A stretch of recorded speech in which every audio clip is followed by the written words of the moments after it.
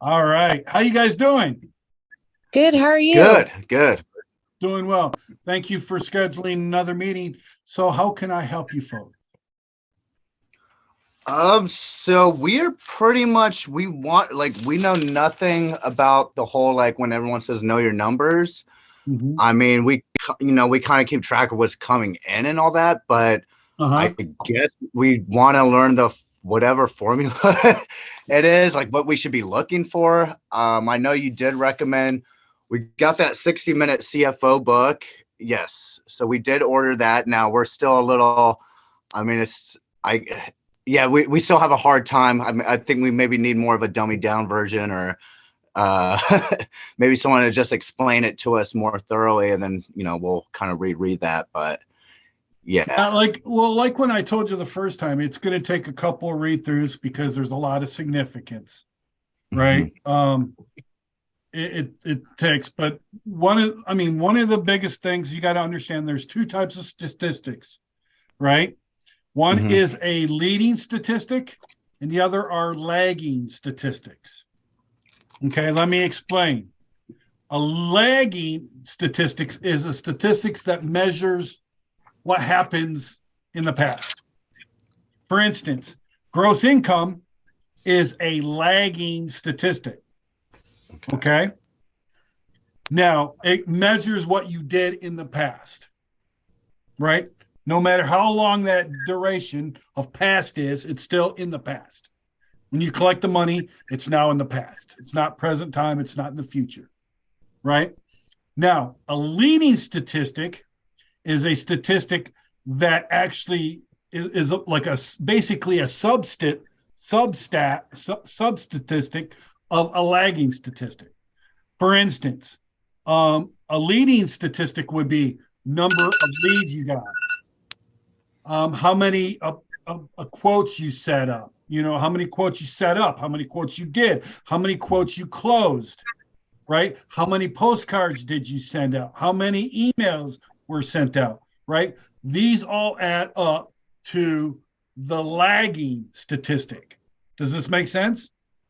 Okay. Yeah. Yeah. So that's where I guess that's where everyone talks about forecasting. That would be like the looking at leading statistics. And Right. yep. So Yep. you got a lagging statistic like number of jobs completed, successful jobs completed is a lagging statistic, right? A leading statistic would be number of jobs scheduled, number of jobs done, number of right tools scheduled properly, all the statistics that would add up to a completed job. Do you see what I'm saying? And Yes. basically you've got to figure out your organizational board, right? And I find that the best organization board is a 7-step organization board, right? And you got your first division, which is your HR division. That division puts the organization there and keeps it secure. Okay, so they would be in charge of all the mail, all the phone calls, all the security of the building, the security of the people. They make sure ethics are enforced, right? That kind of thing. They're in charge of the security of the building, keeping the company there, keeping it there, and keeping it secure. Your second division would be your sales division. They're in charge of promo, in charge of your central files, in, in charge of your sales, right? And your central files is basically your email list or your customer list, right? If you've got a CRM, your central files would be in the CRM. Okay. So, but you would still need to keep that updated with the proper addresses, proper emails, proper phones, right? And that would be part of your second division. And that division is in charge of dissemination. Dissemination means spreading the seed, right? So when you hear, oh, yeah, we're going to go and disseminate or whatever, that means they're going to go and spread the word out. Okay. It's different from marketing. We'll talk about marketing in a second. But sales is once a prospect has turned into a lead, that lead is now property of the second division, right? the sales division. Your third division is your accounting division. That's where your division is going to account for all the materials and stuff that's going to take. It's going to bring in the income. It's going to pay all the bills. It's going to make sure that the building's fine, the trucks are fine. All the assets are accounted for. All the liabilities are accounted for. Right? It's in charge for all of the financial and monetary and asset regulation. Right? Your fourth division that's where a lot of people, that's their bread and butter. That's where the job gets done. It's the product division, right? That's where your moves actually get accomplished. So your fourth division is your product division. That's where you get the division that's done. So that would be your being scheduled, making sure all of the stuff is on the trucks and available. Right. That would require that's when the moves get done, right? Whatever the moves, proper scheduling of crew and equipment. That's all done in the product division, right? Now there could be multiple product divisions, like you can have a division 4, a division 4A, a division 4B, for instance. In the moving industry, another product division would be storage and warehousing, would be another product 4 division, right? There could be like if you have little other businesses that are adjacent or side to your moving business, like a cleaning division or something, that would be another division 4. Does this make sense? Yes. Okay. Now your fifth division is your qualifications. That's where everything gets accomplished, that gets qualified, and make sure it's done correctly. They would also be in charge of making sure that all the staff members are trained, right? So if you have a qualifications manager, it would be his or her job to actually train the staff, right? They would follow up on the jobs to make sure the jobs are done. They would be in charge of collecting positive testimonials and reviews, right? And if the job wasn't done correctly, then getting the people who did that job corrected so that it's done correctly. And another part of their job is, if they have trained and they have fixed the person and they still are being a screw up, then it's their job to get them over to the HR division to get their ethics handled, right? Because maybe the guy's having an ethics problem, whatever that ethics problem might be. Maybe they're having a problem in their life, has nothing to do with the training or their ability. There's their personal morals and ethics are out of whack for whatever reason, right? Does that make sense? Yes. Okay. And then the sixth division is the division where you distribute your product or service. You're a service organization, so you don't actually got a product to distribute. But if you made widgets, right, the division 6 would actually be the division that would actually distribute the widgets to the stores or sell it online and so on and so forth. In because you're a service business, division 6 distributes your good word. So their job is to promote the business and collect and gather all the prospects so that they can turn them into leads. So the division 6's job is to turn prospects into leads, right? So their minimum viable product would be leads turned into prospects turned into leads, right? So their job is to get all the prospects, weed out all the bad prospects, turn them into, and then take the good leads, turn them and to turn the good prospects into leads. And that is done by lead magnets like free ebooks, postcards, SEO, all that good stuff, right? That's all considered marketing, right? PR would be marketing, so on and so forth. And Division 6 and Division 2 would really coordinate together so that they're, figuring out what the right message is the right imaging is, the right coloring and branding it is, right? And they would work together very closely. Okay. There's a difference. the Division 6 takes prospects, turns them into leads. Division 2 turns leads and turns them into customers. Okay. Does that make sense? Yes. Now, as you can see, that's a progression. You can't do anything if you don't have a business there, right? And once you got the business there, you can't do anything unless you're getting money in, right? You got to get energy. You got to put fuel in the gas tank. And you can't do anything from there. Once you got fuel, you got to make sure that it's accounted for so that you're buying the right assets. You're taking care of your assets, including your people. That's where the payroll is done. Bills are paid and so on and so forth, right? And then none of that really matters if you actually don't produce something. So see that there's a logical sequence to the organization board. A lot of organization boards, they just have they've got a founder, they got an operations manager, they got an organization manager, right? And maybe a marketing manager, and they call it good. They miss these 7 divisions. Now, the 7th division, that's where all the research gets done. That's where all the visualization gets done. The future planning gets done. All the future goals are set, and so on and so forth. That's the division that makes up all of the systems and processes, right? They find out what's bugged, what's not running correctly, turn it in. Now, the reason why I'm bringing this up in regards, once you have this down and you understand what each division does, right, within the assembly line of an organization, you can actually then determine what their statistic is, right? Okay. Right. So obviously, Division 1 statistic would be number of people, successfully hired people would be a statistic, right? Okay. Right. Division 2, gross income more than what's out, income greater than outcome, right? Gross income would be Division 2. Division 3 would be bills paid, right? Money collected and bills paid, right?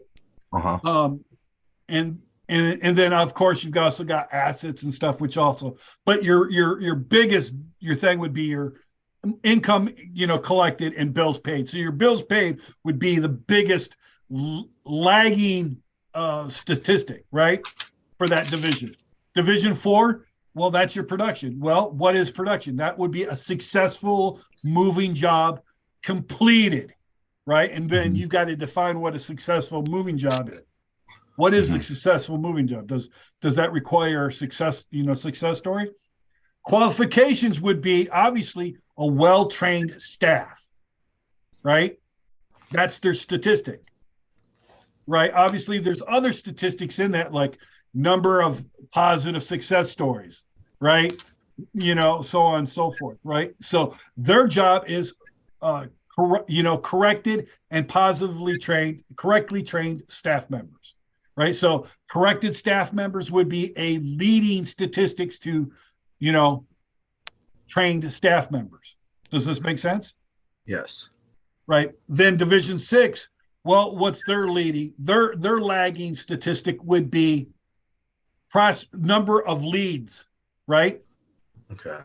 That would be their statistic, right? Then their leading statistics would be things like how many postcards got sent out, how many emails were sent out, how many, so on and so forth. Does this make all the marketing avenues, right? They would be in charge of all the statistics, right?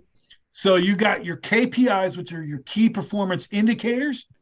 Those KPIs are basically your lagging statistics for each one of those divisions, right? And each one of those divisions might have 1 or 2, even 3 different lagging statistics, okay? And then the other, performance indicators would be your leading statistics, which would be this substats that you would keep that actually accumulate and make up the lagging statistic. Okay. Okay. So that's when it says know your numbers. You got to understand how you got to build your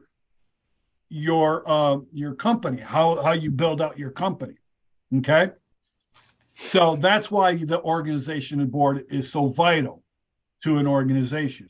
Is that because it tells you what staff members you have to assign to each position. It tells you where you need to place them. It gives you how to scale, right? Because we could go very meta and say, okay, now we take those 7 divisions and we turn those into 7 phases of your business. So your first phase is putting the business there. Second phase, dissemination. Third phase, accountability, so on and so forth. Does this make sense? Yes.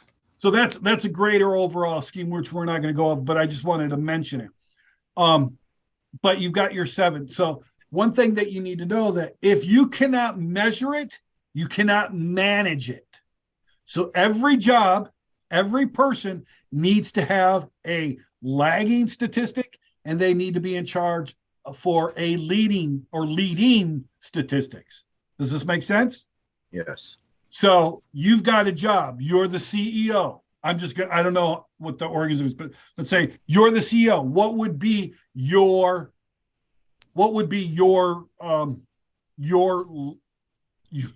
lagging statistic, right? That's something you got to define for yourself. But for me, obviously, what it would be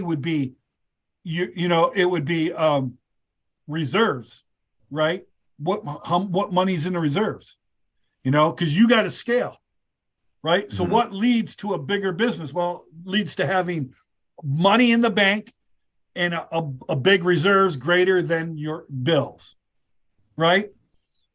So how do you? Well, the CEO's job then would be to make sure that gets done. How does that position get that done? He does that through systems and processes, and then debugging those systems and processes. And how does he do that? He uses his delegates, his juniors, to get it done.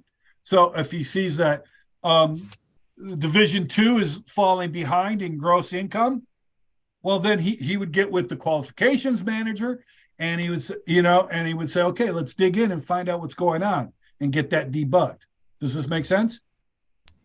So yes. That the stats would rise, because all of those stats should have an overall stat. So every job, including the boss, must have a statistic, right? Because if you don't have a statistic, then you can't manage it. Yeah. Okay. So that's why we have to have an org board, and that's why it's so vital to your key performance indicators and your different statistics. Okay. Does this make sense to you? Yes. Yes. I'm still trying to. Oh, go ahead. Alex, does that make sense to you as well? She can't hear me. I had to mute you because I have a lot of noise over here. But yeah, I mean, there's some things I'm not too sure of, but I mean, for the most part, I get what you're saying by a board, and everything needs to have a statistic so we can see what's actually coming in, what's going out, and how, to like project, I guess, for the future. So I do kind of understand what you're saying. I think it's just a little harder for us because there's only 2 of us. Will does a good bit, but it's just like, I guess we don't have roles to fill yet with all that. So it's just Carson and I. So it's a little unorganized. So that's just where we're at, I think. Well, you know what? And a little shameless plug, but I just wrote an ebook the other day called Your First 30 Hires or Your First 30 Employees. It's a complete checklist that gives you a systematic, logical way of who you need to hire and when to hire and what jobs to hire for. I think another $5. That's all it costs. Okay. I think the other thing we have right now is we have doing that. We would have to make everyone employees, and we have not done that yet. We haven't taken that step yet. Okay. I've actually talked to our accountant about it, and he said maybe wait another year. But I'm not your accountant, so take your accountant's advice. What I would say though, by keeping your people 1099, depending on what state you're in, you could get into a little bit of trouble if this is their primary form of income. Yeah, that's where we're at right now, because I just spoke with the lawyer today too, and he's like, you need to make them employees, but then we just got a lot going on, a lot of things that we got to change. So Hey, I understand. I've been there. I know what you're doing, and you got to do what you got to do. But make sure that you're aware of what the situation and what risk you're following. Okay, that's all I'm saying. I think we made the decision that, I mean, I think we're probably going to be looking into doing it this year at some point. I mean, as we're trying to tackle everything else first, like right now we got an audit coming up, and, there was like things I didn't even realize, like we were supposed to have that. I'm like, I didn't even realize, we were supposed to be doing this. So like right now we're like kind of just trying to get everything in line for this audit coming up. So I know that's like been our main thing. And then I know after that, I think we're going to look into like, yeah, I mean, we're like, it looks like this is a year we got to put guys on as employees. Cause yeah, I mean, I understand all the, if we were to get audited by the IRS, they would be looked at as employees for sure. Yeah. So, and the employment commission, like if you were in New York, they would not allow this at all with you guys. Not at all. They would come in and they go, okay, good. Well, you should have paid this much. So this is your how much you got to pay, and here's your penalty. Right. Yeah. And there is no getting around. There are other states that are a lot more lenient. Right? Like Michigan's pretty lenient. But I definitely recommend as soon as you can to get that turned over. And you know what? You got to do what you got to do. You got to work the way you got to work. Right now, it is not uncommon to turn your employees 1099, but just realize that if you're doing 1099, then they should be paying for their own insurances. They should be paying for, so they should have their own workman's comp thing. Even if you reimburse them for that. Yeah. Yeah. That's what we, yeah. So what was I going to say? I just lost. I'll think of it. I had a question. I totally just lost it. Like, I mean, I know that's like, I don't like, what did you do? Did you like when you had your business, like how long till you put them on employees? Did you put them on right away? Or like, did you still have both where you did contractors and employees?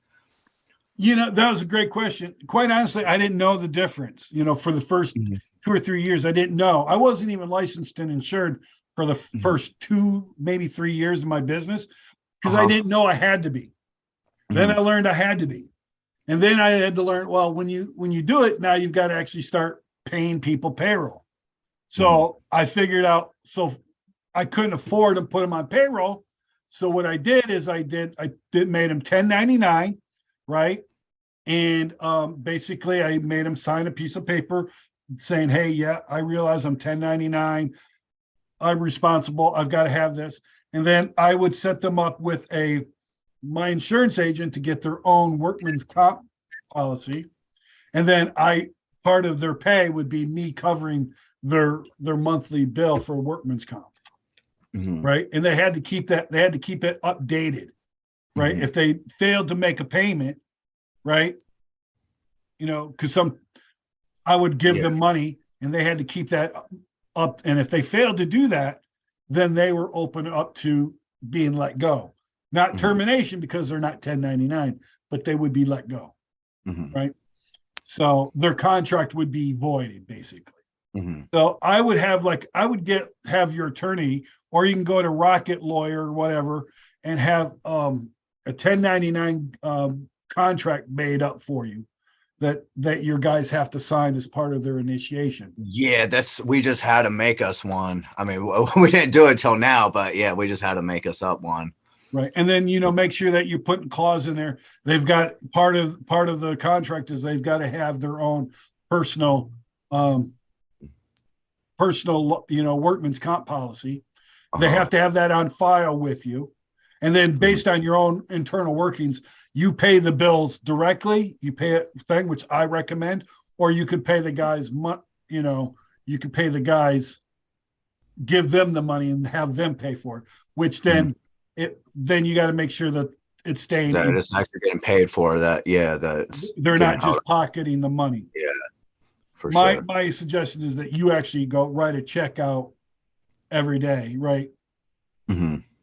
Okay. So. Okay, so yeah. So those are the things, like, I guess after this, are you going to be posting this video, or would you be able to, like, okay, so we could relook at it? Because I think that's the thing. I mean, I know we're just trying to take all this into account. I guess those two books kind of tie it in, because I know that the traction book talks a lot about like the organization process. So like, I mean, I went through that once. I'm rereading it again right now. So that, I mean, you saying all that kind of is making it click a little bit. But I guess, like Alex said, there's a point. I mean, I'm sure that's like, as we grow, those positions would open up more, I'm sure, as like, as we grow more, we would know, like, okay, now we need a person like in this department handling this.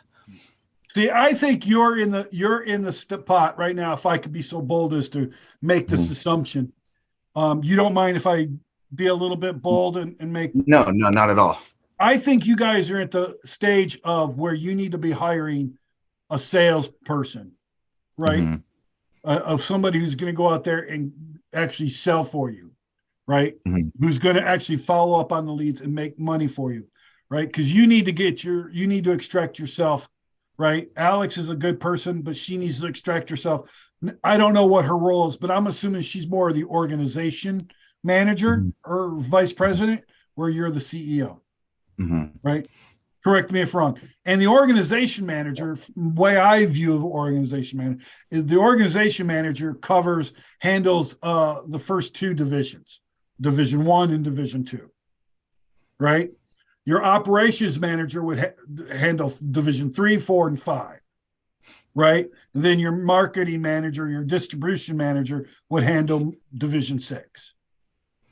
Does this make sense? Yes.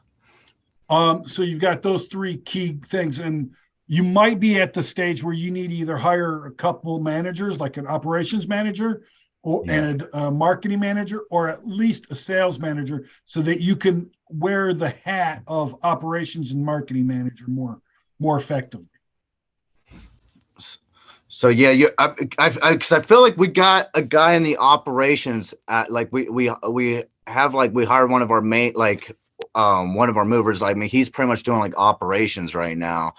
But yeah, I mean, between sales, I mean, well, honestly, we kind of got all three of us wearing hats too, because I mean, all three of us take phone calls. I've been doing sales more recently, handling that more so. But then there's also times, I mean, again, when I'm wearing many hats too. So it's like, oh, Alex, I'm hopping on this job, so you take, I gotta go hop on this job, so you take calls, and we're kind of like bouncing it back and forth in a sense. And this is where you need to start defining the roles. This is why an organization board is so vital, right?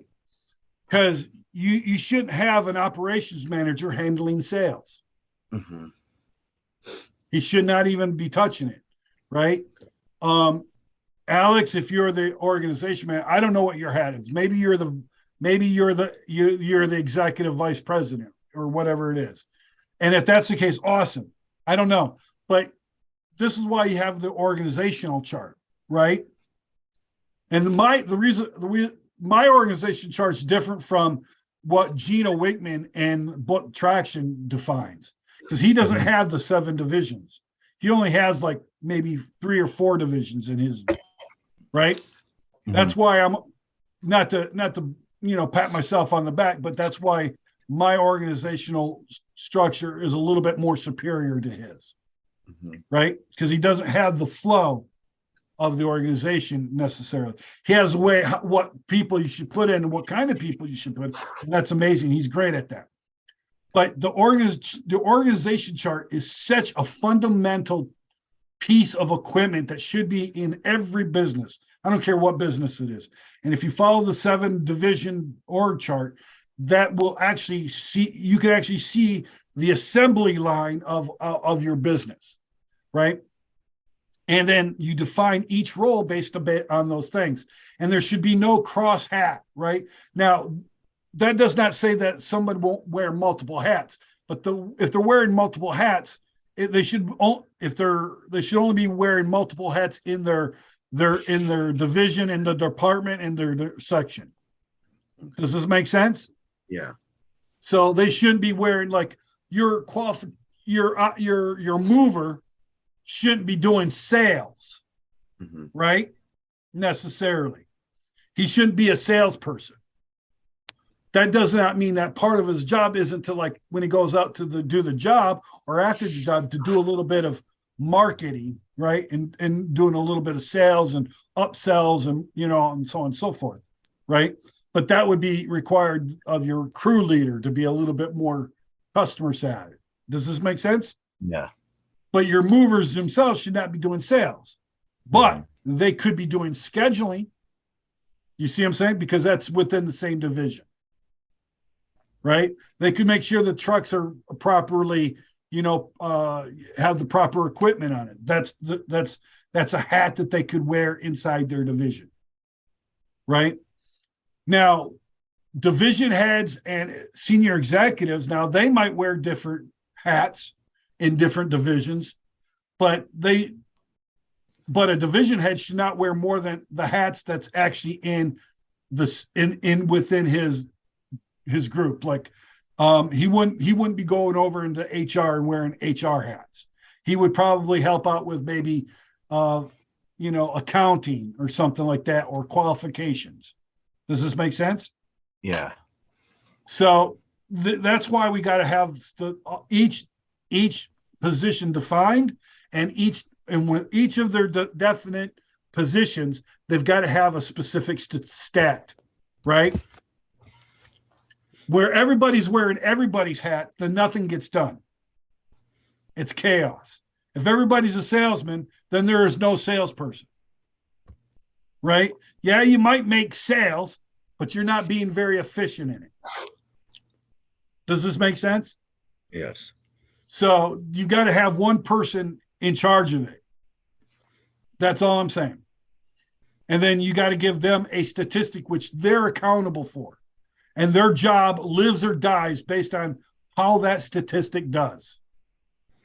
Right? That takes the emotion out of the job. So if your movers aren't producing, well, you might not like the mover, but if the mover's an asshole and a dickhead, but his stats are going out the roof, his stats are like, you leave him alone. Don't touch him. That would be stupid, right? Does that make sense? Yes. Maybe your salesperson is a complete dick, but if he's the breadwinner, you don't touch him. You leave him alone. You might want to correct him, maybe improve him, but you wouldn't try to fix him, right? Because what he's doing is doing great. What you want to do is flow power. And that's how you know when you need to flow power and when to actually correct. And the org board does that. And by giving them a defined hat and role with a statistic, you'll find that your business does a lot better. And so with that, like, so it's like we have the smart moving CRM. So, I mean, I know there's a lot of stuff that we're not even like utilizing on there. Like, does it kind of have like a layout like that where we could adjust it and like where we start measuring that? No. So we'd have to get like use. Yeah. I don't know a CRM that actually has a layout for an organization board like I just mentioned. Okay. I don't think they have any kind of provisions to lay out organization boards. Okay. They do have, obviously they do manage the customer, right? From start to end, but they don't lay it out for each position, which I think is a shame. You know what I mean? Gotcha. If there was a CRM like that, that would be really bomb diggity. That would be the bomb.com if I could go back to the 90s. Yeah. For sure. So yeah, so pretty much, I mean, yeah, then we gotta like, I guess, kind of get a system down on like what everyone's like position is, and I mean, lay that down, and then like look at some way, I guess, how you're saying with lagging statistics, look at what the numbers produced in the past, and then you forecast and look for what you're project. Like, I guess you start just projecting what you're like leading for. Well, right. Or aiming you would, like, for instance, if you want to make $10,000 this next month, right? That's your sales goal. Awesome, right? So what do you need to do to accomplish that 10,000? And that's your leading statistics. That would be, well, we need to get so many leads. We need to book so many quotes. We need to close so many quotes. Does this make sense? Yeah. And then those statistics will lead up to the lagging stat of your 10,000. Right? Does this make sense? Yes. Yes. Okay. Yeah, it's making sense. I still like, it's one of those things where like, it's, I'm understanding what you're saying. It's still going to take some time. We're going to have to like, definitely like it's not all sinking in, but there are pieces sinking in, and I'm grasping the overall concept of what you're saying. Just, I guess, putting it in place now. My suggestion is what you do is you take this video and then you go once I post it online, download it, watch it, and then take what I just given to you about the divisions and the organization board, and you go and put it on a big piece of paper, right? Mm-hmm. And then you put all the positions that apply to those divisions inside those divisions. And you might get it wrong. And maybe later on you'll find that this position wasn't supposed to be in Division 2, it's supposed to be in Division 6. Right? Mm-hmm. And that happens. But write all the positions down that would do that. And then, okay, good. So that's now our position. All right. And then, okay, now we got to give it a job description, right? And we got to give it a statistic, right? Mm-hmm. And then now we can measure it. Even if that job isn't filled, you now know that where the jobs need to be filled in, right?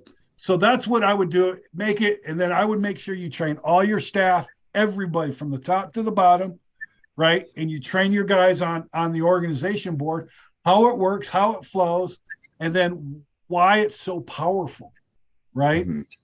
Because when there's chaos and it's not in thing, then nobody knows who their boss is. So you got an operations manager, but if you're sitting there screaming at Joe Blow, the lowly mover, he's confused. Who's in charge? Is Karsten in charge, or is Jimmy in charge? I don't know. Or is it Alex who's in charge, right? And it really defines and it clarifies and it systemizes and processizes, and it really, really streamlines the entire process, right? And that's my suggestion is take this video and then put that organization, put it big where everybody can see it, and then train them on that organization board, right? And it's just a tremendous tool for an organization. Gotcha. So who did you have do your sales? Did you reach out to like another company? I know we get a lot of people that email us about doing our sales. Did you reach out, or did you kind of do your own hiring and just made some of your sales, or how did you go about that? Yeah, we had to do our own sales because when I had a moving business, we didn't have all these fancy dancy little CRMs and companies to help us with sales and hiring, right? Mm-hmm. There are all these companies now like that does sales now, in-house sales, that can do out sales, that will do hiring for, like there's this guy named Winston or Wilson or whatever that does, he will hire people for your organization. And then there's Line something from Move It Pro has a program where they'll do sales, or Yuri will do sales or in-house sales for you, right? They'll even book, to go out and do in-home estimates, So I didn't have those companies. So the answer to your question is I had to hire within. I had to hire my own people. Now, a suggestion, because oh, go ahead. Sorry, Alex. Go ahead, Alex. I was just wondering, how many people did you have working on sales? Did you just have one person, or did you have a couple?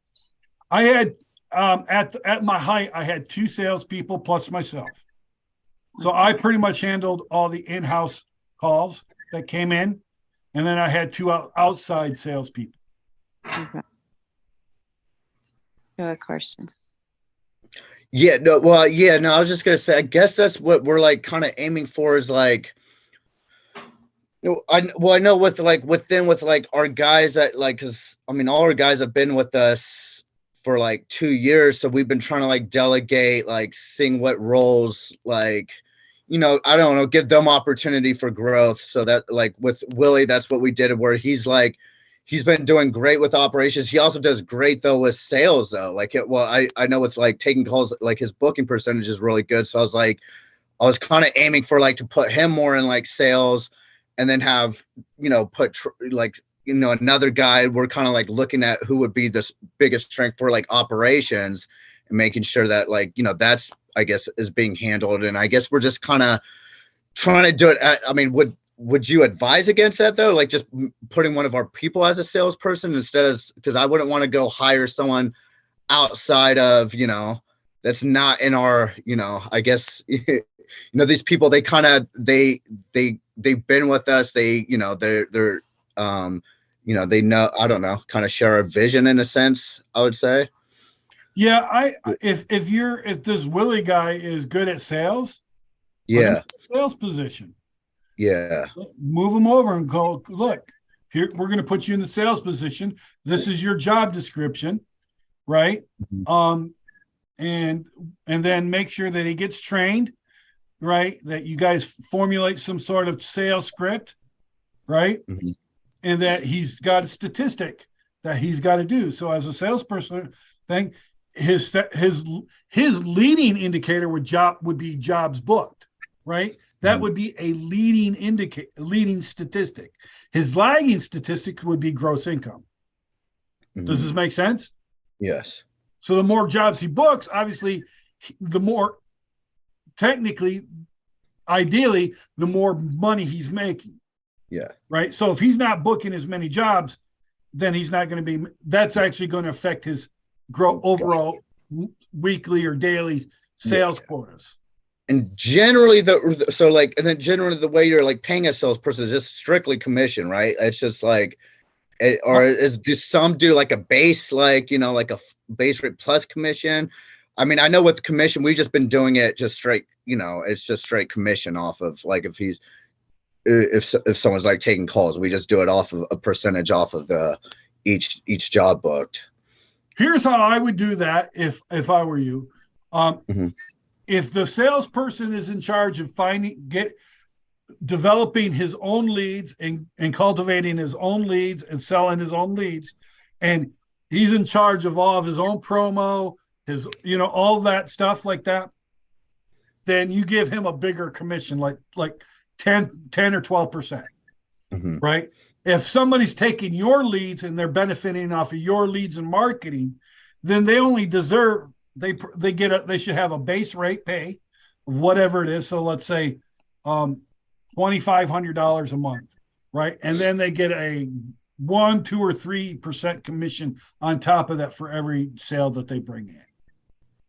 Okay. Right. That's how I would do that. Because they should not get rewarded as much as the outdoor salesperson who's doing everything, mm-hmm. Right? Because that outdoor salesperson, he's got to pay for his own promo, he's got to pay for his, his own gas, his, a lot of things. So he's got to make enough money to pay the bills plus a little bit of profit for him. Does that make sense? Yeah, yeah. But if you got somebody who's doing sales and he's not doing the one who's booking the estimates and stuff like that, and he's just going out and doing estimates, right? Then they don't deserve as much of a commission, right? See, your outdoor salesman might actually hire somebody who will answer the calls for him, so and hire somebody who will just go out and do the in-home estimates, right? So they got to make enough money to actually support those people that they're going to hire, mm-hmm. Right? Now, if you're going to do that in-house, then obviously the commission should come down, right? And you should start them off at a smaller commission so that you can build up as you train them and they get more and more proficient. Because the in-house salespeople can turn into outside salespeople. Mm-hmm. Once they got the sales script and you've got the sales script settled down and stuff like that, they could get promoted to outside sales. Does that make sense? Yes. And then like in operations, is that more like of a salary type of like, okay. Salary plus bonus. Okay. Okay. And the higher you are up the org chart, the more bonuses you get. Okay. So, all right, like, are we, I mean, I guess as we just keep playing around with this and like learning more, I mean, we're just gonna keep just booking more appointments, like when we need more info, I guess, as we go along. Yeah, or you guys can consider something where you can hire me as a Mhm. consultant, where I'll Uh-huh. come in and I could come to you, and we could also do a certain amount of blank consultancy calls and so on and so forth. But that's Uh-huh. going to be a little bit more costly. That's going to be a little bit more Yeah. pricey, right?